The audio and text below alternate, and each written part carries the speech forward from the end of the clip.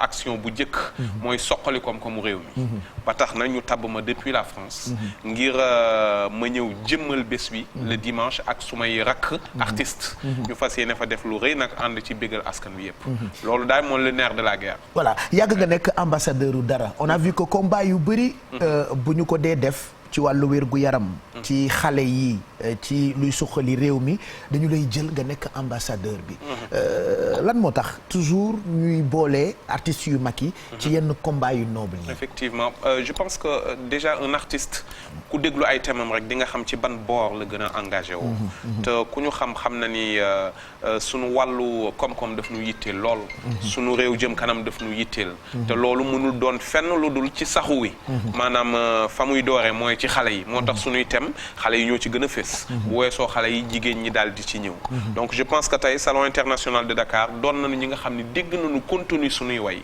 loolu moo leen ci njëkk a intéressé le contenu bu ko defee nag ci la ñu waxtaan bokk jëmukaay bokk gis-gis bokk kàddu fas yéene nag yëngal nag ndaxte yëngal jot na parce que boobu ba tey ñoo ngi doon wàcc am na yu bari yi nga xam mi ngi ci ginnaaw comme ni nga ko waxee daanu amaat yeneen jataay fii ndaxte y a beaucoup de projets parce que yaa ngi ci ay projets yu bari projet album bien sûr on a vu que ci période du Covid bi ndar nga toog di bokk ci combat bi dugal ci sa doole dugal ci sa xaalis dugal ci sa xam-xam dugal ci sa xel c'est-à-dire toujours yaa ngi dem ci xool lan ngay saafara jafe-jafe Sénégal exactement jërëjëf loolu nag damay delloo njukkal Guité Club bi parce que fépp fu ma defee dërëm rek ñoom def nañ fa ñeenti dërëm ñoom ñoo waral tout temps rek ñu nekk ca la ñu ne tëccee teggi suñu tànk et waaye nag Covid boobu xam nga li ko jiitu y avait l'album Coup d'État Coup d'État bëri woon nag contenu bu extraordinaire à travers le morceau yow laa bëgg bi gars yi xamante ñoo ngi jëm ci février je pense que bu ñu waree jouer le 13 février xëy suba di 14 février donc yow laa bëgg dafay gagner place am ñu génn tamit ñoo ngi sax ba ci ba tey ci festivités yi waaw ci euphorie bànneex ci xolu ñëpp kooku je pense que tey woy bu mel ne Viva Mbëro di Njaay bi nu wayoon Lions yi te doon ci wax nañu gëm te xam ni maam yàlla duñu seetaan te gëm ni suñ Sénégal dana ko mas jël je pense que loolu ci woy woowu yegg si na tey kon loolu aussi dañ koy jëmmalaat dekkalaat ko ñu daal di defar ba mu baax daal salon international de Dakar daal bay na waaram c'est une véritable aubaine pour ñun ñu mën a exprimer wu encore à l'endroit de notre population des Sénégalais qu'est-ce que ça te fait bu Sénégalais yi naan da nga taqe ci parole c'est-à-dire quand il chante on a l'impression que c'est un poète qui chante tellement il écrit bien c'est sa voix au-delà de sa voix il écrit bien loolu qu'est-ce que ça te fait bu Sénégalais yi ne kii dafa taqe ci bind parce que way tamit parole way parole mais on n'est que le reflet du quotidien des Sénégalais je pense qu'il y a tellement de choses à dire te loolu damay dellu tout le temps ci misaal mi mën naa bañ a sori ku nekk sa bopp doy na la misaal bi Youssou Ndour way dellu ci li Souleymane Faye naan ginaar gi baax na ci kër gi ndax saa yoo ko dàqee waxaale ci say soxla donc je pense qu'on peut ne pas sortir on peut ne pas aller très loin pour bind lu pertinent suñu société foofu la toll dañu toll ci tabaxu dañu toll ci defaru kon ku ci nekk rek am na benn pierre bu muy apporter rawatina nag nga doon artiste bi nga artiste te li ñu xamee artiste mooy seetu la war a doon ci askan wi ba képp ku ko xool rek gis ci boppam xale nga ci ay at waaye enewu xale yu bëri nga ci carrière boo toogee avec le recul ak li nga def yëpp bitim réew Sénégal album yi génn distinction yi nomination yi spectacle yi festival yi ba xool léegi ni xale yi ñu ngi émerger am nañu possibilité yi ñëpp xam leen ak réseaux sociaux yeeg yooyu siiw léegi yomb na qu'est-ce que ça te fait boo dee seetaan ça fait plaisir musique sénégalaise bi nii ça fait vraiment plaisir parce que mën naa ni ci sunu bi nu tàmbalee ci la gënoon a metti pour wane li ngay def mais aujourd'hui il suffit d'un clic pour wër àdduna il y a plus d'album national moo tax man boo seetloo ci sumay album je refuse à ce que lépp doon une coloration 100% sénégalaise parce que tu parles avec tout le monde tous les Sénégalais les àdduna yëpp ngay waxtaanal Youssou Ndour wax na ma lu mel nii 31 décembre ci entretien exclusif bi ñu seqoon parce que yéen à l'époque da ngeen daan def ñaari album par exemple bu ngeen génnee un album national après da ngeen ci teg album international international léegi adduna bi tollatul foofu benn rek ngeen di génne pour adduna bi yëpp quoi exactement c'est une grande chance c'est une grande chance waaye tamit ci biir loolu war nañu am lu bari lu ñu sóor ndaxte ni ngay defee lu nice mu wër adduna boo defee safaan wa tamit noonu lay wëre adduna donc il y a ses avantages il y a ses inconvénients album yombatul génne ci ji jamono parce que gis nga consommation bi ndax musique adduna bi yëpp dafay ñëwandoo ci plateforme yi donc tout temps dañu ci barele moo tax tout est digital à cause de ces jeunes là exactement vous êtes des enfants oui mais nous de la vieille école là on connaît que cassette vinyle c'est fini papa tout ça je dis c'est à cause de vous et on est là moo tax damay rejoindre non pas papa petit moo tax damay rejoindre ku mel ne Beyoncé wax ni côté single tey moo gën a neex a génne neex a promouvoir ëpp avantage que di génne album mais album dafa doon li nga xam ni tamit carte de visite la carte d'identité wu artiste la pour nga garder benn posture bi benn grandeur bi en tant qu'artiste tu as besoin d'un album quand même digne de ce nom di nga dellu si waat pour ñu wax ci Grand Théâtre 2022 bi bien sûr parce c'est évident que tu avais prévu ça malheureusement Covid bi ñëw resté au moins 2 années yoo xamante ni da nga annulé ay concerts c'est ça annulé ay tournées annulé spectacle yi nga waroon def yëpp c'est vrai que dinañ ci waxtaan mais ba tey fi nga tolloon ci préparatifs yi pour Grand Théâtre 2022 bi foofu nga toll nii. foofu la ñu toll yaa ngi ci ba tey je veux dire. incha allah bu ñu génnee li nga xam ni mooy mbirum salon international bi nga xam ni yàgg nañ ci defi jéego. on va directement vers des nouveautés. mu fekk si nag renforcer l'album Coup d'État. parce que album Coup d'État kenn consommé gu ko. à 100% comme il faut waaw dafa bari ay messages ci biir. te c'est à l'endroit de notre public loolu fokk mu yegg bu baax fa mu war a yegg bu weesoo daan ci joindre yeneen nouveauté comme ça que la mayonnaise reprenne ñu jubal Grand Théâtre jubal faneen jéem a wër àdduna pour répondre tout le temps à l'appel de nos fans. Je sais qu'on en parlera parce que prochain invité d'honneur dinaa invité Pape Diouf. Peut-être samedi. waaye bi ci topp. Abdou Guité en live. parce qu'il faut qu'on parle ci projet yi ak ci nga xamante ni yaa ngi ci. Ndiaga Mbaye lu tax nga bëgg ko. ah Ndiaga Mbaye parce que kàngam la. Ndiaga Mbaye lu mu wax téere la. benn wayu Ndiaga Mbaye. ça peut faire toute la carrière d'un artiste. livre la. donc kon ku mel noonu boo ko bëggul tu t'égares. ah yàgg nañuy édifier yàgg nañuy wan yoon. et macha allah donc. woy bu diglewul yeetewul. nekkatul ay woy ay naxaate la. et puis dama may xarit yu bëgg ay wax yu sew. ñu ngi may laaj Abdou Guité il chante comment. yow bul dugg ci gaa xool. xam naa dañu bëgg ma def ay étirement yow gis naa. Alaaji nelaw naa.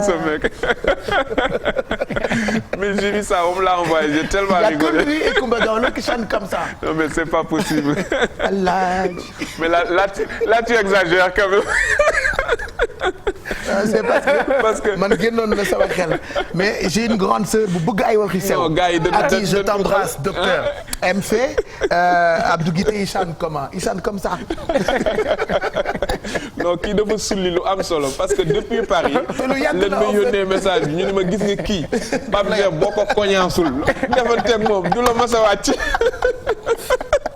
moi je suis très content parce que Abdou Guité non seulement yaru bi ci yow mënoon na la ci bañ a fekk mais bëgg Sénégal lool c'est-à-dire ci jamono yi dem bitim réew jafe nga dem ci jamono yi am assise bitim réew amee nga dem mais terewul da nga bàyyi lépp ay groupe wook bàyyi lépp daal ñëw pour Sénégal c'est-à-dire da nga bëgg Sénégal te loolu la Sénégalais yi nawee kenn du la dégg ci dara macha allah je touche du bois ce respect bi Sénégalais yi am yow yaa ko liggéey ci ñoom te loolu itam ci yar bi la parce que doomu Ndar la sant yàlla bu baax di delloo njukkal tamit suñuy wayjur ndaxte jéem nañu ci ñun lu ñu mën ba tax fépp fu ñu toog rek ñu jéem a defar suñu toogin ay ginnaaw loolu tamit ay nit lañu dañuy juum léeg-léeg waaye dañuy ñaan yàlla rek fa ñuy juumee yàlla bu ko yàqkat bi teewee ba di ñu yàq ci àdduna donc daan jéem suñu kentalaay kat nan ko waxee ci way yow laa bëgg rek à chaque fois Sénégal di fier ci seen doomu Ndar aussi di gis boppam ci ñun di représenter Saint-Louis dignement merci beaucoup du témoignage. J'aimerais que Aïssata Mercero nous rejoigne très rapidement puisqu'il y a un autre invité qui nous attend. Oui, il y a des surprises avec toi. Aujourd'hui tu restes avec moi. Mais aujourd'hui volontiers je la fais de ma place hein, comme ça tu bouges pas. Ah non avec plaisir. Comme ça je reste à ma place. Macha Allah. dama ko bëggoon jox sama place parce que elle est journaliste, animatrice. Wow. On a démarré ensemble. Tu la vois petite là. Moi je suis vieux père. Oui, ça on C'est voit une les cheveux vieille blancs, mère. mais elle là. On a démarré ensemble. Il y a peut-être cheveux blancs à l'intérieur. À l'intérieur. Ouais, c'est vrai en plus. C'est pas possible. Ouais, parce que man damay ñuulal des fois. Ah non, ñun dañuy maquiller. La dernière fois ñuulal naa ko ba gawlo ne ma non mais je trouve ça ringard. Pas trop de noir. Ouais, ben poivre sel, ça peut le faire aussi. Papa, petit, cheveux blancs là. Souvent on veut être comme vous. Maintenant on met beaucoup de noir. Ouais, j'ai mis beaucoup de noir. Et Kumba Gawlo m'a appelé pour me dire ah mais je trouve que c'est trop ringard. Tu as trop de noir. Aïssata, merci d'être là. Très rapidement, c'est vrai qu'on n'a pas beaucoup de temps. Il est 13h50 et il reste un autre invité. Je suis très content et fier de toi. On t'écoute en France. Ci benn dëkk bu tudd Nantes. Elle travaille dans une radio qui s'appelle Prune FM. Alors dans cette radio, devinez, c'est quoi elle joue quel rôle? C'est-à-dire je veux parler français wolof là. Bon. Mais les deux, ou si tu veux même on va vers le peul. Voilà. Donc je dis parce que je veux en même temps que tu comprennes, voilà. Je veux que les autres. Mais maintenant je me fous de toi maintenant. Non, français. Je parle en français Voilà, pour que tu puisses comprendre. Okay, voilà. Moi, mon français là, c'est français débrouillé. Très bien. Bon, d'accord. Voilà. Okay. Donc, je disais, elle fait une grande émission sur Prune FM à Nantes où elle fait la promo de la musique africaine, mais surtout sénégalaise. Oui. Elle collabore avec Claude Issiard sur Radio France Internationale, Couleur Tropicale, tout ça, je sais pas, Antenne Libre, tous ces trucs-là que Claudie fait. Elle travaille avec Claude Issiard pour la musique africaine, mais surtout pour la musique sénégalaise. Elle fait des émissions digitales sur Internet avec mon ami Tchoub presque tous les week-ends où elle, à partir de Nantes, elle fait des interviews avec des artistes comme Abdou Guité, Ismaël Lo, professeur Bassamba Gueye. Il y a beaucoup d'artistes qui passent dans cette émission, qui passent sur Internet, sur votre chaîne ou sur votre page Facebook. Et là, ngeen initié festival tuddee ko Salon de Dakar ci tënk rek ça parle de quoi et pourquoi Abdou Guité? Alors le Salon international de Dakar c'est une suite logique de ce qu'on est en train de faire depuis des années en tant que Sénégalais, Africains qui vivent à l'extérieur. Donc c'est des entrepreneurs ñu toog bëgg ñibbi Sénégal. Affaire bi métti. Ils se sont dit quelle est la solution? Donc nañu créer Salon international de Dakar pour ñu daje fii. Parce que yéen ñuy organiser France ngeen dëkk da ngeen bëgg a ñibbisi. Il y en a France, États-Unis, Canada, Togo, Mali. Vraiment Bénin. On est Bénin. C'est pas que des Sénégalais aussi. C'est des expatriés africains. yu bëgg a ñibbisi investir en Afrique balaa keneen di ko def ci sunu place. Donc on s'est dit les solutions sont organiser un Salon international de Dakar où on va montrer le savoir-faire, la créativité africaine, mais aussi ñu mën a daje discuter via des panels sur les difficultés qu'on a pour rentrer s'installer en Afrique, les possibilités, les solutions et aussi faire des rencontres B2B ñëw rek du ñu jaay rek yem ci. On va venir toog entre entrepreneurs se dire qu'est-ce qu'on peut faire ensemble, naka la ñuy def ba exporter nos produits africains vers l'international, élargir le marché sénégalais vers l'international. Voilà. C'est vraiment problématique yooyu yëpp tout ça ay problème ay solutions la ñu bëgg a indi. Et on s'est dit l'artiste le mieux placé pour vraiment parler de cet événement, de s'impliquer autant, c'est Abdou Guité Seck. Pourquoi? Parce que de par ses textes, son talent, mais au-delà parce que c'est un parolier. Voilà, c'est un parolier et puis on voulait quelqu'un qui s'engage avec nous vraiment. Moo ñu dàq défendre le projet. Sur tous les plateaux, il parle beaucoup mieux que moi du projet. Donc vraiment c'est du 12 au 13 à la place du Souvenir africain. Il y a H de Best, il y a le duo Zenix Salengari qui sont exceptionnels, c'est des jeunes qu'on a envie de mettre en valeur, des artistes immenses qui portent le projet. C'est vraiment le Salon international de Dakar. Il faut que nga dellu si waat pour seet si ñu Aïssata. Moi je suis content et très fier de toi. Donc Abdou, rendez-vous dimanche bi 13 février place du Souvenir africain. Inch'Allah, mais ne ratez surtout pas le démarrage, c'est important. Le 12 Inch'Allah rabbi et j'ai un invité spécial. Kooku moom sama invité bopp la mooy Tata Awa Ndiaye. Kooku moom ma nga ca biir Inch'Allah mais mbooleem Awa Ndiaye ban la? Awa Ndiaye Lomé mooy minu way. Voilà Tata Awa Ndiaye bu Amadou Diop da fashion mi ngi ci biir album bi. Elle a toute sa place. Tata Awa Ndiaye Togo. Tata Awa Ndiaye. Voilà, exactement. Elle viendra. ñun on viendra inchallah. Ah mais vous avez intérêt. Tout le monde, tout le monde. Dama lay jël si. Tu viens de chercher. Tu vas venir. Et puis vous là qui habitez en France, merci d'aimer le Sénégal hein. Ah ben parce que moi si j'étais sorti là, j'allais plus revenir hein. Mais là je vois que vous tu vas revenir. C'est parce que tu sais pas ce qui est doux. Pape Cheikh, le slogan, l'objectif c'est d'entreprendre avec la diaspora. Donc ça c'est important. Comme il y a les entrepreneurs locaux, mais les entrepreneurs aussi internationaux. Donc ça, il ne faut pas que l'on oublie. Il faut que personne soit en reste. Super. Il y a du intéressant. Parfait. Merci Aïssata, merci Abdou Guité qui viendra nous voir très prochainement pour un live dans Invité d'honneur. Alors, il y a un autre artiste qui vient et j'aimerais le présenter à Sagalov, mais xaw ma nu ñu waxee taasu ci français. Sans que je l'ai dit, c'est du rap traditionnel. Oui, en mode sénégalais. C'est le rap accéléré en mode sénégalais. Mais avec le mbalax quoi. Mais avec le rythme qu'il faut.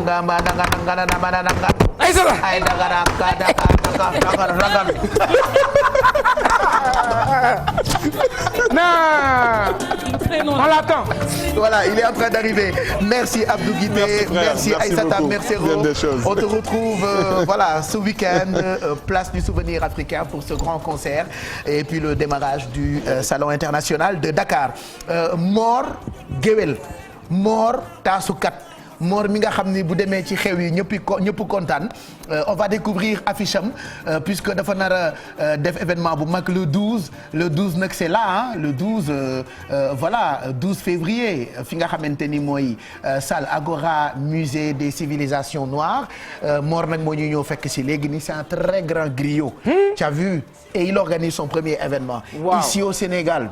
Les gens l'adorent. Les gens qui ont des cérémonies traditionnelles, mariages et autres. Il passe là-bas. Sur Internet, TikTok par exemple, tout ce qu'il fait là, on challenge ça. Voilà, donc il fait son premier événement et il vient rapidement nous rejoindre sur le plateau. Pendant qu'on l'installe, ba ñu koy takkal micro bi, ta relation avec la Côte d'Ivoire, j'aimerais qu'on en parle un tout petit peu. Beaucoup d'amour. Oui. La Côte d'Ivoire, c'est mon pays d'origine. J'avais déjà joué à l'événement de Magic System. J'avais fait la première partie de Black M. Et ça s'est super bien passé. Ouais. Et Côte d'Ivoire, je suis chez moi. En fait, je suis chez moi partout, même en Afrique.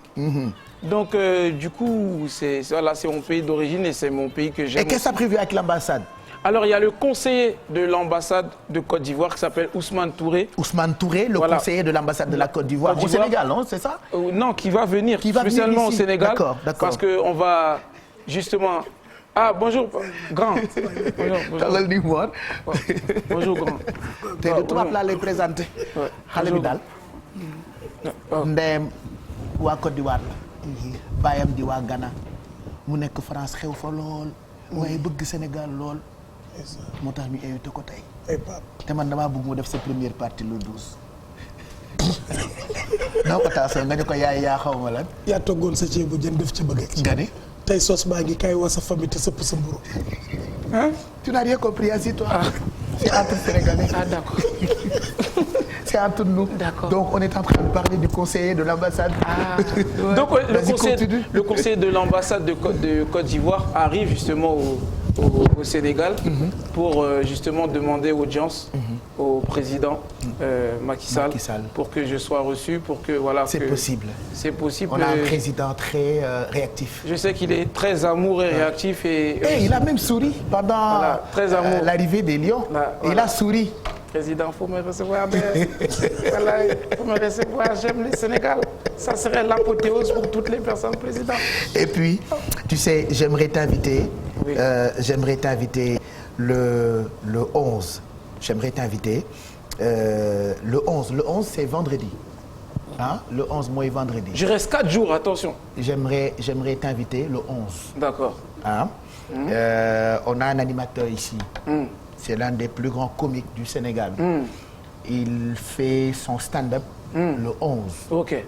Il a fait un one-man show l'année dernière ou il y a 2 ans au Grand Théâtre. Okay. C'est un animateur ici. Il fait son show. Je te montre l'affiche tout de suite. Abba No Stress. Ce serait top que tu sois sur cette scène. C'est un dîner de gala qu'il organise. Et l'événement s'appelle Amour à mourir. Waouh! Voilà, donc ça coïncide avec la veille. Et puis l'affiche est belle, hein. Ah, tu as vu? Ah bah, là, même là, t'as rien vu. Parce que l'écran qui est devant nous là, problème technique depuis qu'on a créé cette télé là. Oui, mais, on a problème technique ici. Mais dans mes yeux, il n'y a pas de problème technique. Ça passe pas comme ça à l'antenne. Donc tu as vu, je t'invite le 11, Inch'Allah. Merci. Hein? Non, tu m'aimes, hein, grand frère. Non, mais tu es mon petit. Non, mais tu m'aimes. C'est normal, tu es mon petit. Ah, tu es mon petit. Grand tu es mon petit. Grand frère. Et puis autre chose. Oui. Quand on va finir cette soirée avec Abba No Stress, je vais t'inviter dans une autre télé. Il y a une grosse, pâte à pouf. Genre. Edoxy en bas et en haut. Ça respire. Qui s'appelle Bijou. Elle fait une émission qui passe sur 2STV. Qui s'appelle Confrontation. Waouh. C'est l'une des émissions les plus regardées par les Sénégalais. Wow. Je t'invite là-bas aussi. Oh là là.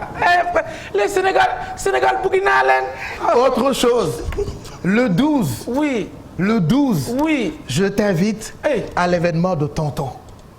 Tu vois ça? Merci, Tonton. Merci. Vraiment merci.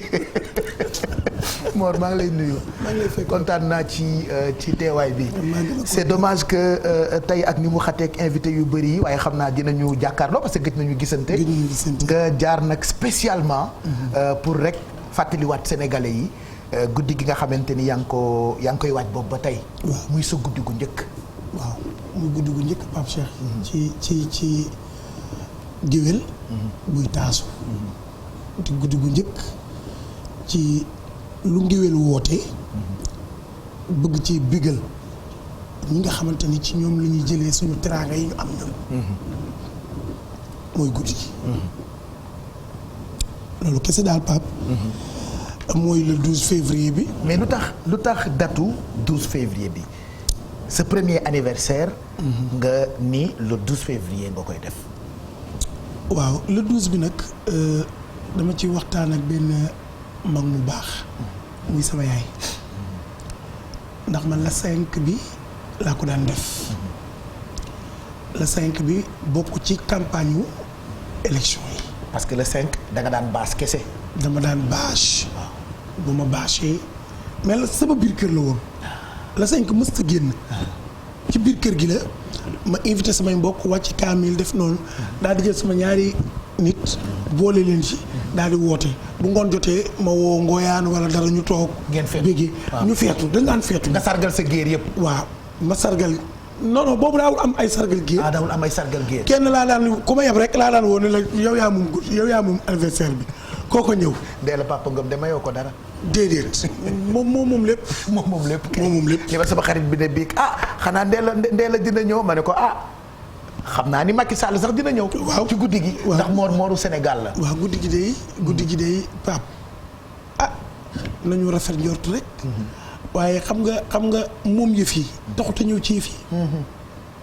moom yëf yi taxut a ñëw ci yëf yi. da ngay moom yëf yi kay xam ne yaa moom yëf yi ki moom yëf yi xam ne yaa ko moom mu jox la ko. waaye taxut a ñëw ci yëf yi de. waaye am na lu gën ñëw am lu ñëw gën. am na loo xamante ni moo gën ñëw.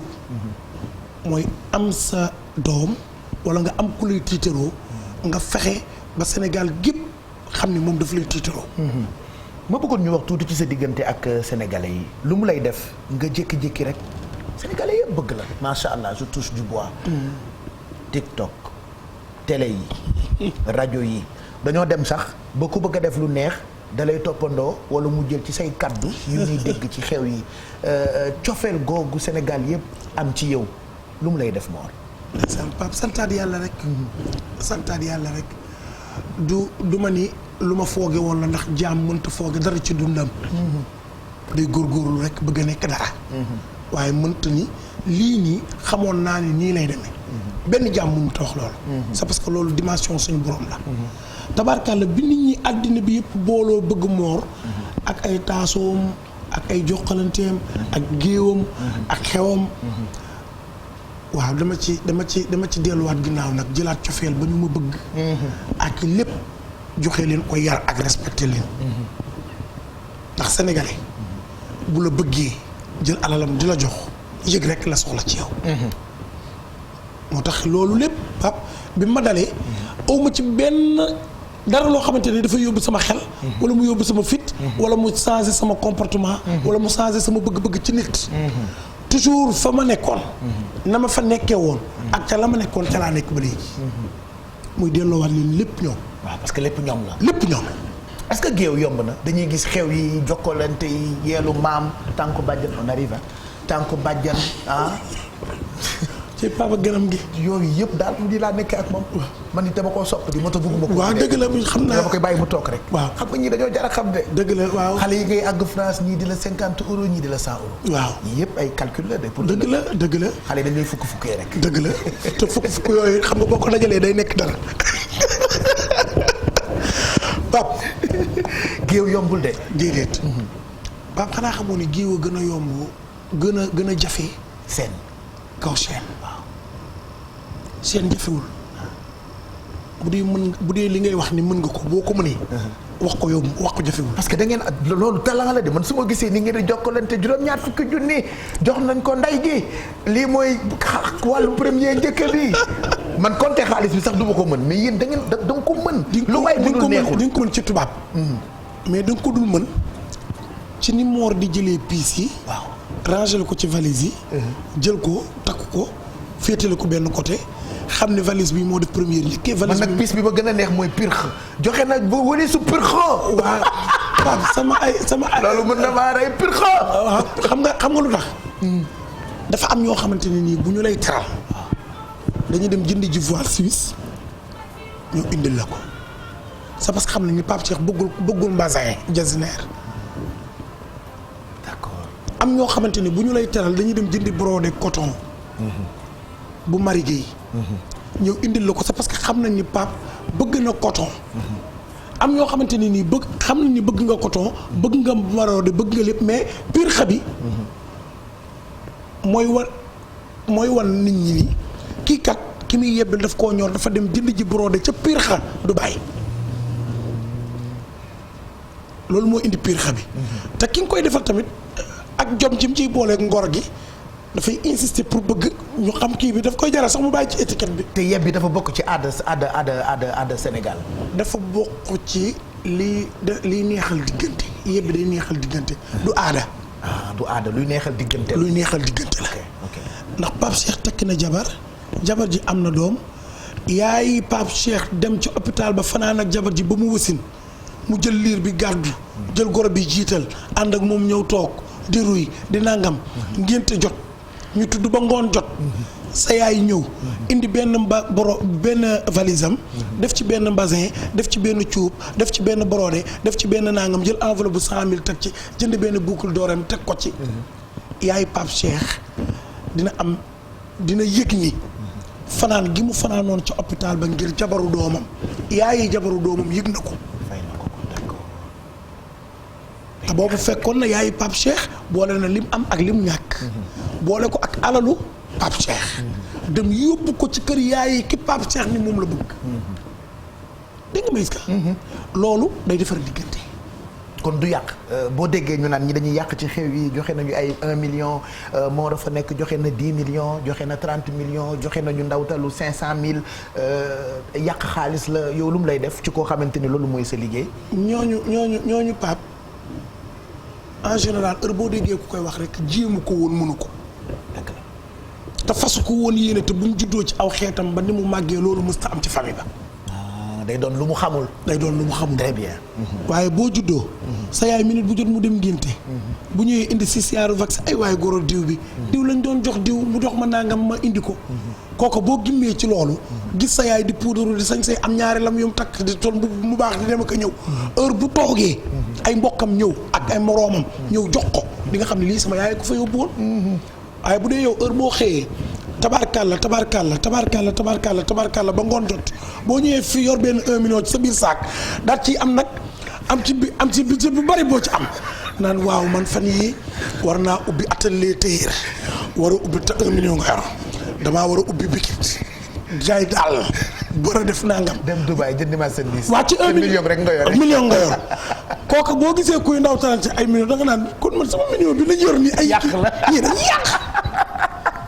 mbaa xam ngeen ni kenn du ma jiitu le 12 ci événement bi balaa ñuy tëj ak événement bi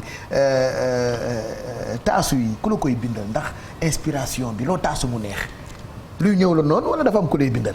taasu yi nag Pape Cheikh kenn bindalu ma ko. ok kenn bindalu ma ko kenn jàngalu ma ko. taasu.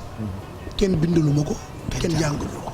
lu ne ci yow la rek mu judduwaale. waaw barke Cheikhuna Khadim Serigne Bamba Khadim Rasoul rawal musuma taxaw gis benn nawle géwél ci àddina buy taasu ma xool li nga taasu ba pare ni bu ma ñibbee dinaa ko répété mës sa am musuma wax taasu boo xamante ni nit daf may fëgg ci sama mbagg ni ma man maa moom lii ngay wax amul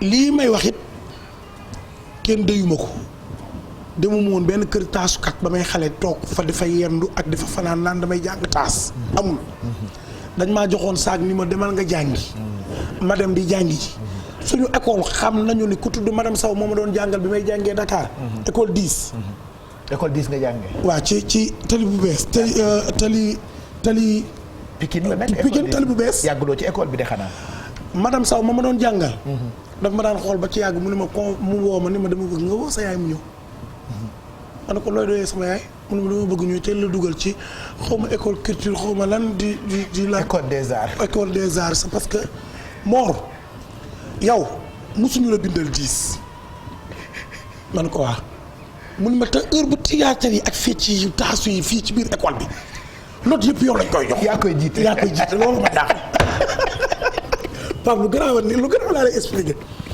ni ma lay expliqué nii maanaam ni laa akkan yëfi tubaab ko xoo ci dara ay njàngum école grammaire rek équerre compas dara conjugaison dara xam nga lu ma bëgg aar rek laa mës a bëgg ndeysaan aar rek ndeysaan waaw bi ma ko bëggee nag dama ko doon lijjantil sama bopp fu ma dégg fu aar di may dara nit dama fa daan dem daan nangul it kilifa yi am dara ci aar ma leen ni nangul seen li leen yàlla may ci aar ak di gis seen i taxawaay ba tax ma xam nan boo amee succès boobu ëllëg nan nga war a comporter xam nga lu ñuy def bu guddi gi passé dama lay tëggal émission bu rëy fii ci télévision Futurs Médias nga indi groupe bi ndax man daal dama bëgg wax ju ànd ak taasu xam nga waxtaan wi nii dafa kii daal dafa tubaabe torop simple nii man bëgguma yii il faut ma tëggal la émission bu mag ñu jàkkaarloo naa ci liggéey ak suma rakk sama xarit waaw kon moom daa ndaale tama loo dee gàttee ñuy xeex demal lu ma ci xam yow damay teel a wax lu ma yi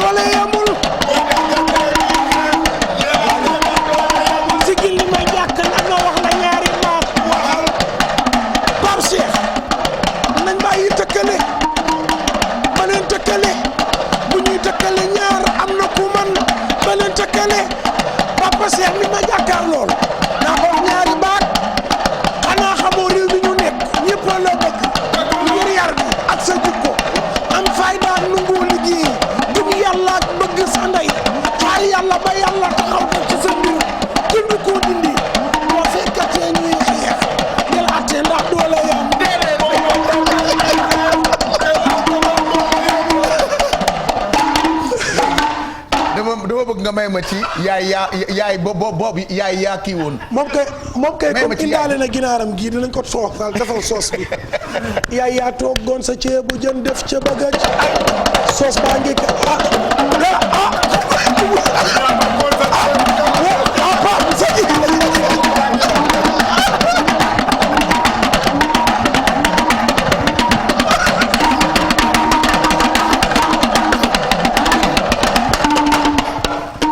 sa ginaar waaw jël ginaar gi kay yow bii kenn du ko soos dañ la koy bàyyee ak yow jël sa ginaar. T'as vu comment la danse aussi waaw ginaar gi fu mu waaye man Pape Cheikh li ma jaaxal mooy ginaaram bi fu mu jógee kenn xamul man damaa tiit xam nga réew mi neexatul. non Pape nag kaay bi ginaar gi ñëwee ne naa ko ku la yónni heureusement ba France la jóge waaye bu jóge woon fii ginaar gi du dugg xam nga ma. réew mi neexatul. déedéet ba pare nag. Sénégal neexatul. ci ginaar gu ñu ëmbee lu yaa ngi waaj guddi. ñu ëmbee ku loxo. xamul ci dara. Pape. réew mi neexatul. nee ko mu jël ginaaram ba pare rek. jël plateau ginaar. te ginaar gi ay sata la tudd. Aïssata.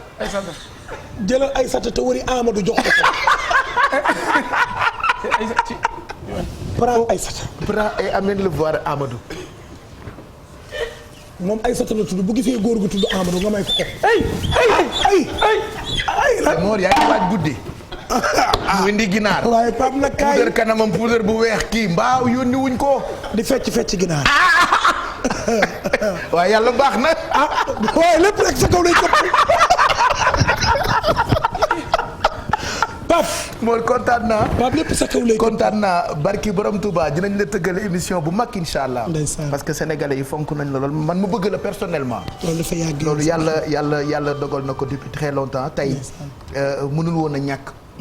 lii sa passage ci émission bi en attendant guddi gi.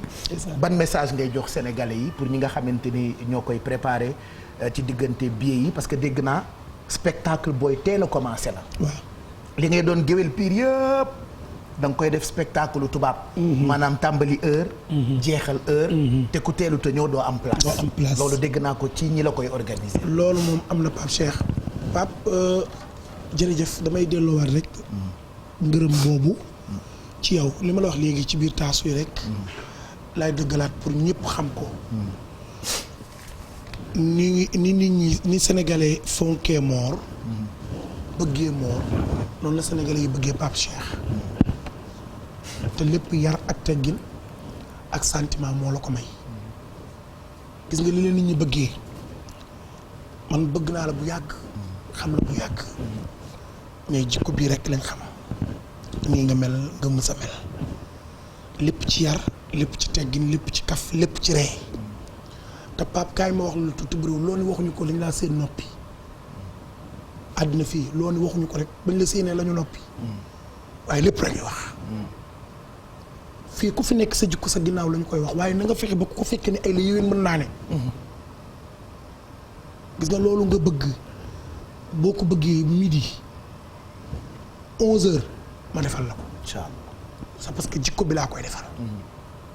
xëy na Pape Cheikh ni nii ci kaw télé bi jàkkaarloog Sénégal mais xëy na am na lu gën jëm Pape Cheikh bi ñu gis ci kaw télé bi te loolu mooy jikko tam loolu laa xam ci Pape. yàlla ko yàlla def yàlla na la yàlla defal jàmm. amiin amiin Pape guddi gi nag noonu nga ko waxee noonu lay demee. dañ koy teg ci axe. axe bi mooy day commencer heure. jeex heure. foofu amul jënd billet. buntu musée ba. amul jaay billet kenn dafa jëndee billet ci buntu bi. kenn du fa jëndee parce que billet guichet fermé la déjà. guichet fermé incha allah. billet yi ñu ngi koy jaay. sama doom bu góor moo koy jaay. moom ak bisu ngoone. jaayewu ko man maay doomu Mor. daf koy jaay c'est parce que liggéey bi moo ko jox. dëgg la. mu taxaw di liggéeyam. ku jënd billet ci moom. ñu livré la ko. boo ñëwee ba foofu machine rek ngay waxal. bu ñëpp duggee dañuy tëj. bu ñu tëjee dañuy tàmbali soirée bi. c'est parce que dafa am ñu tuddee war leen a way. am ñoo xamante ni dañ leen a tuddee ñu war a ñëw toog pour seetaan Mor li muy taasu lan la. c'est parce que Mor ak bongo. bokkul ak Mor ak orchestre. orchestre dëgg la. waaw Mor ak bongo bokkul ak Mor ak orchestre. bii ak table yi. yëpp am na ñu koy jaay. mais man Mor daal xam naa ne bu 21h jotee. incha allahu rabbi népp soog na yàlla. xëy na li ma mën dinaa ca tàmbali te na ca. incha allah waaw loolu daal laay def. incha allah kontaan nañu. maa gën a kontaan Pape Cheikh. réew mi yëpp ñu ngi lay bëggee. am na jot naa ay yóbbante yu bëri. Aïcha Nia Souska. sa soppe yu bëri ñu ngi réagir sànq ba tey. kooku moom defe naa teel na am billet jarul ma koy jox numéro de téléphone. am na ñu may laaj numéro téléphone sa doom bi. wala numéro téléphone fi ñuy jaayee billet. parce que ci bis bi le 12 buntu musée bi kenn du fa jaay billet. maanaam billet yi tey ak suba rek ngeen am.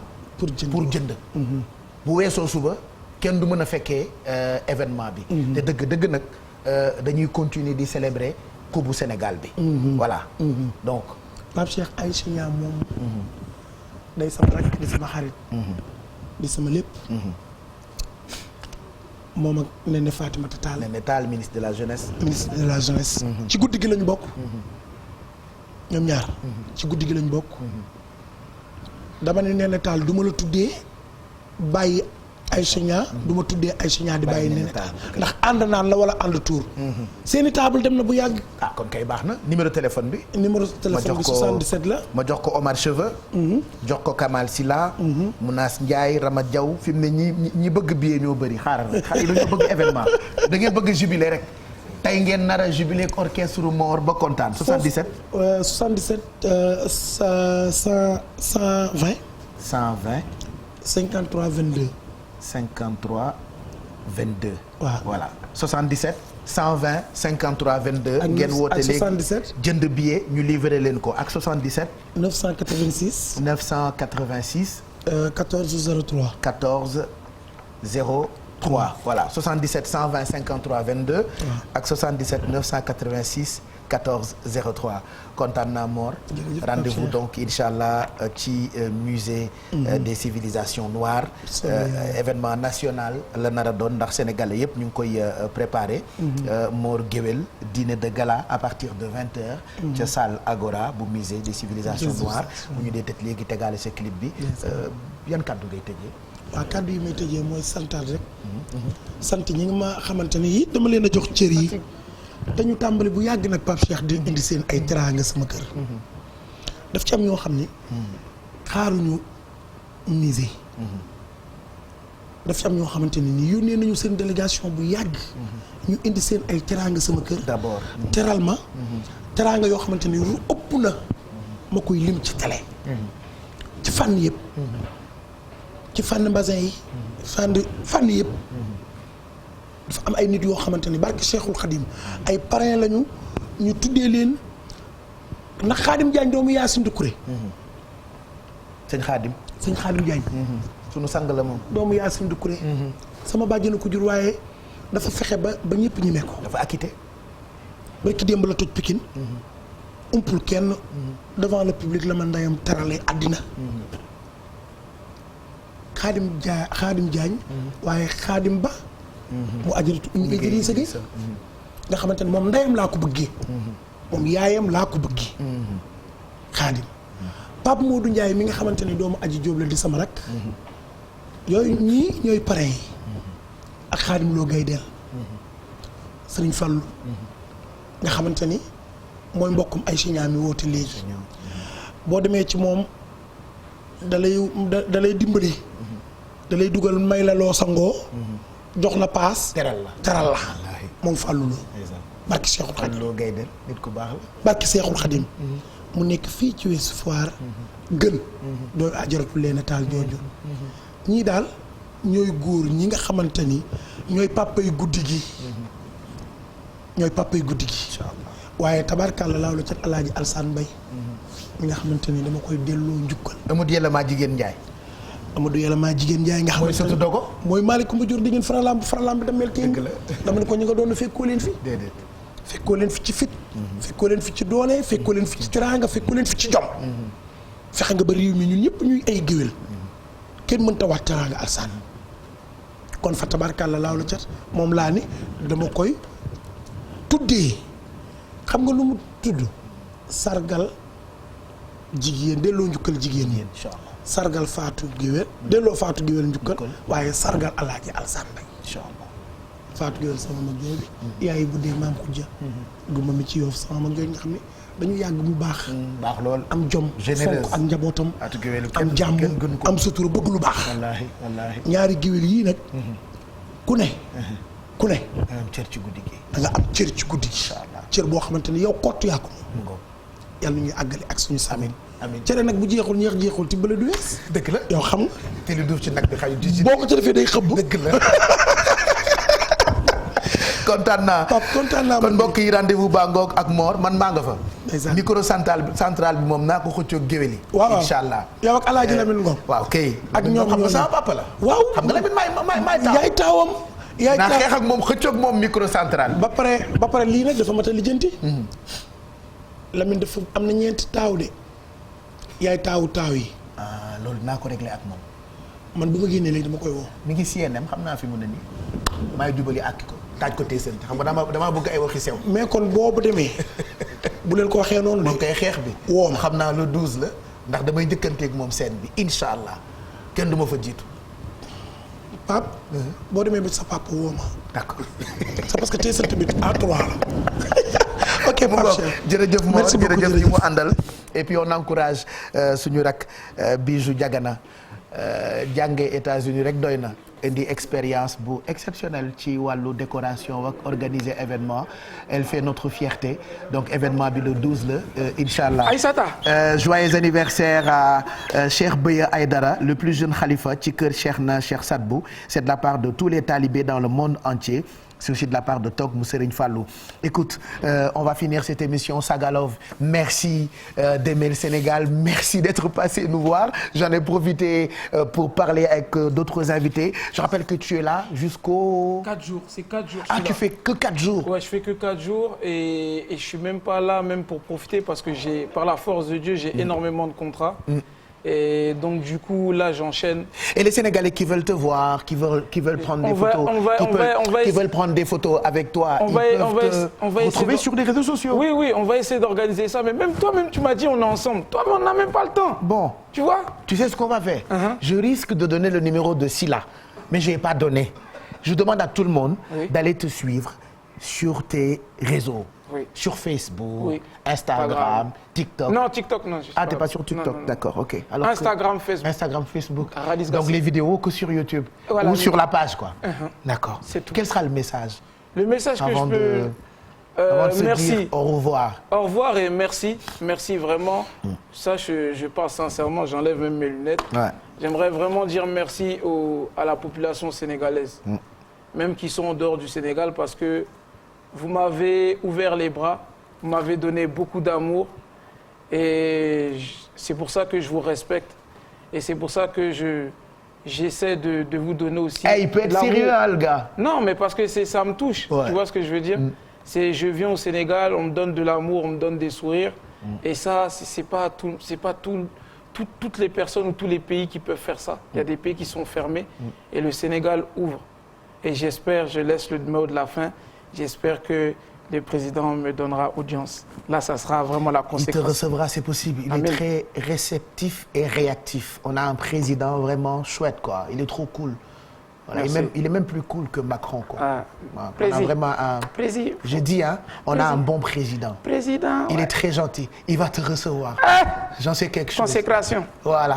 Consécration. Merci. Merci. D'être passé nous voir. Merci. Et bonne chance pour la suite de ta carrière. Merci. Voilà, moi, je suis très content. Je te suis tout le temps. T'es mon petit frère. Merci, moi, je suis trop content. Tiens, Aïssata va rester avec toi. Nous, on va se laisser. Allez, au revoir. Bon.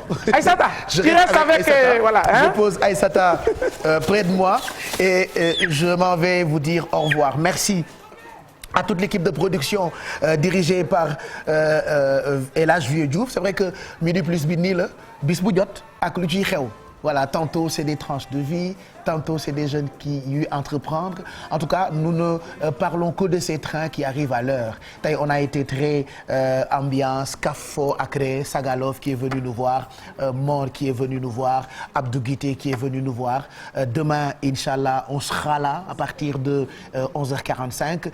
Gërëm Thioro Mbar Ndiaye mi nga xamante ni moo jiite production bi émission bi Bouba Ndour ci boppam moo ko produire bis bu jot ak ni ngeen ko bëggee. noonu rek la ñu koy defee ci télévision Futur Média. Bon appétit et à demain 11h45 Inch'Allah.